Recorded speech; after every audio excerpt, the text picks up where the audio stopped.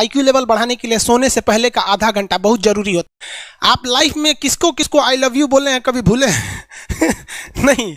कौन कौन आपको मारा है या कुछ उल्टा सीधा बोला है नहीं भूलते। प्यार मोहब्बत आपको हो ही जाता है, ये उम्र की गलती है। आईक्यू लेवल क्या होता है? देखिए आईक्यू लेवल क्या होता है, अच्छा क्वेश्चन है। आप बस इसका जवाब दे लेने दीजिए फिर पूछे आईक्यू लेवल क्या होता है। इस ब्रेन का सबसे महत्वपूर्ण हिस्सा जो होता है सेरिब्रम होता है। सेरिब्रम ही हमारी मेमोरी को कंट्रोल करके रखता है। जिसकी मेमोरी अच्छी होती है उसे पढ़ाई लिखाई की चीज़ें हर चीज़ें याद रहती हैं। तो इसको नापने का भी कोई ना कोई एक यूनिट होना चाहिए ना। जैसे हम आपको गेहूं देंगे तो तुरंत ही उसको किलो में नापिएगा, चावल देंगे तो किलो में नापिएगा, कपड़ा देंगे तो मीटर में नापिएगा, गैस देंगे तो वॉल्यूम में नापिएगा, एमएल में नापिएगा, लीटर में पानी नापिएगा। उसी तरह से हम कितना देर याद रखते हैं इसको काटेक्स में नापते हैं।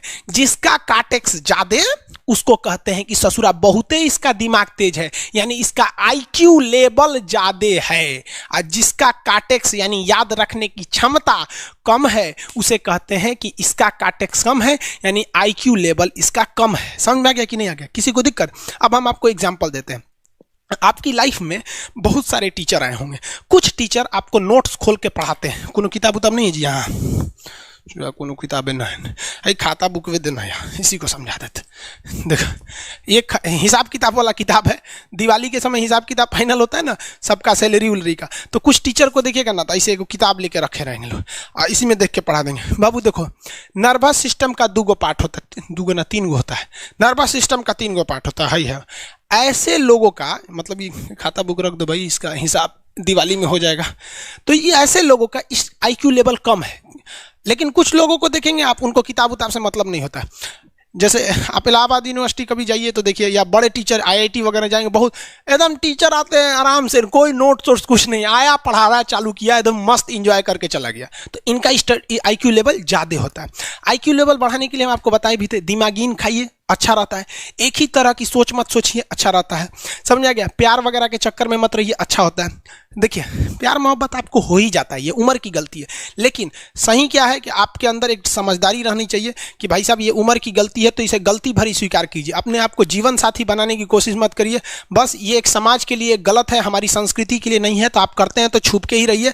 एक इस लेवल के रखिए कि भाई हमारी लाइफ अलग है, तुम्हारी लाइफ अलग है, तुम टेम्पोररी आए हो, नहीं तो इसमें चल जाओगे। लेकिन अगर ये प्रेम मोहब्बत में पड़ेंगे तो हाइपोथैलेमस एक्टिव होगा, पूरा नर्वस सिस्टम को चौपट कर देगा। समझ में आ गया कि नहीं? आईक्यू लेवल क्या होता है? अब आप बताएंगे आईक्यू लेवल किसका अच्छा है। आईक्यू लेवल कैसे बढ़ाएंगे? तो याद रखिए आईक्यू लेवल बढ़ाने के लिए सोने से पहले का आधा घंटा बहुत जरूरी होता है। सोने से पहले आधे घंटे दिन भर में जितना काम किए उसको सुबह से रात तक देखते रहिए। एक बार रिवाइज मारिए कि सुबह उठे थे, ये किए थे, इसके बाद पढ़े थे, क्या क्या पढ़े थे।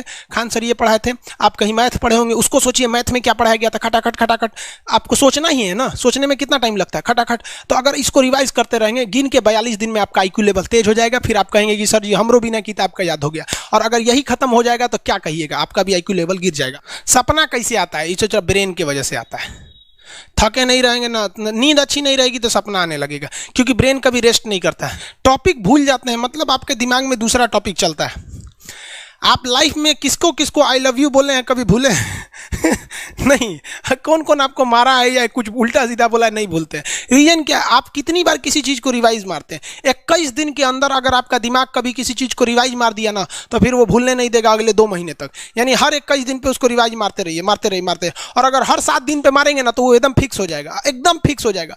हम लोग को क्या है भैया, दिन रात पढ़ाते पढ़ाते पढ़ाते पढ़ाते आदमी पगला जाता है। इसलिए अब कोई नींद में भी पूछेगा खान सर स्वायत्त तंत्रिका तत्व किसे कहेंगे, स्वायत्त में कुछ नहीं आएगा, ये आ जाएगा आपका सिंपैथेटिक और पैरासिम्पैथेटिक, बस यही आ जाएगा। क्यों इतना जल्दी जल्दी जल्दी जल्दी रिवाइज मारा आदमी? ये हमारा सब कॉन्शियस माइंड में घुस गया है। सब कॉन्शियस, देखिए कॉन्शियस माइंड उसे कहते हैं जिस पर हमारा कंट्रोल रहता है। जैसे हमसे कोई पूछेगा कि आप भी अगर पूछेंगे कि खान सर जो 1 हफ्ता क्लास नहीं लिए थे कहाँ थे, तो हम सोचने लगेंगे ये स्टूडेंट है, इससे हर बात क्या बताएगा आदमी कि किस डॉक्टर के पास थे, कहाँ गए थे। नॉर्मल बोल देंगे बाबू थोड़ा सा मेडिकल हेल्थ इशू था इसलिए चले गए। लेकिन अगर मम्मी पापा पूछेंगे तो उनसे हर चीज़ बताएंगे। तो जो चीज़ हमारे कंट्रोल में नहीं रहता है उसे क्या कहते हैं, सब कॉन्शियस माइंड। जैसे कोई हमारा नाम पूछेगा खटाक से बता देंगे खान सर, समझ में आ गया कि नहीं? ओरिजिनल नाम तो आपको भी नहीं बताते हम लोग यहाँ पे। तो सब कॉन्शियस माइंड में घुसा दीजिए जो चीज़। जैसे आप स्टेशन पे उतरिए या बस स्टैंड पे उतरिए, अपने घर जाने के लिए कभी रास्ता याद किए हैं? हाँ, इसके बाद दाहिने मुड़ना है, बाएं मुड़ना, आप फोन पे बतियाते भी चले जाते हैं।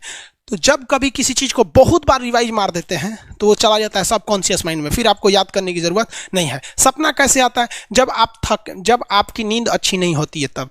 नींद प्रॉपर लिया कीजिए, नींद में कोई कमी नहीं आनी चाहिए। आप जिस दिन बहुत ज़्यादा थके रहेंगे उस दिन कोई सपना नहीं आता है। हम लोग का जब ऑफलाइन क्लास रहता था, सुबह 7 बजे से रात 9 बजे तक पढ़ाता था आदमी, जो ने करवट सोता था उधरे उठ जाता था, सपना का नाम ही नहीं आता था। समझ रहे? एक चीज़ पूछ रहे हैं सर, कोमा क्या चीज़ होता है और सर दर्द क्यों करता है? जब भी आपके बॉडी में ऑक्सीजन की कमी आएगी वो चीज़ दर्द करने लगेगा। जैसे आप दौड़ेंगे तो आप सांस ज़्यादा नहीं ले पाते, ऐसे लेते हैं तो बॉडी में सांस नहीं पहुंच पाता और हाथ पैर में आपके लैक्टिक एसिड जम जाता है, जिसलिए दर्द करने लगता है। तो जब कभी भी मेहनत करने लगेंगे या फिर एक दब हो जाएगा तो ब्रेन दर्द करने लगता है। दूसरा, कोमा क्या होता है? ब्रेन हमेशा वर्किंग करते रहता है। अगर वो रेस्ट में चला गया तो उसी को कोमा कहते हैं। अब परमानेंटली रेस्ट में चला गया तो मरिए जाएंगे। बेहोशी में क्या होता है कि ब्रेन और स्पाइनल कॉर्ड का संपर्क टूट जाता है। ब्रेन और स्पाइनल कॉर्ड का संपर्क टूट जाता है तो उसी को क्या कहते हैं? बेहोश हो गया है।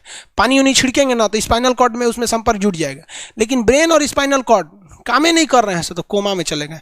कोमा को हाफ डेथ कहा जाता है, आधा मरा हुआ व्यक्ति है। जो व्यक्ति कोमा में चला जाता है ना, कोई जरूरी नहीं है कि वापस आएगा ही आएगा, लेकिन बेहोश है तो कोई दिक्कत नहीं, पानी फेंकिए मार देगा। उसको कहते हैं लोग बिहार में, लोग की दांत लग गया, फीट मार दिया, पानी फेंकिए सही हो जाता है। ये क्या करता है? मोटर नर्व्स, देखिए ये ऑर्डर लेके आता है, ऑर्डर देता है। ये किससे?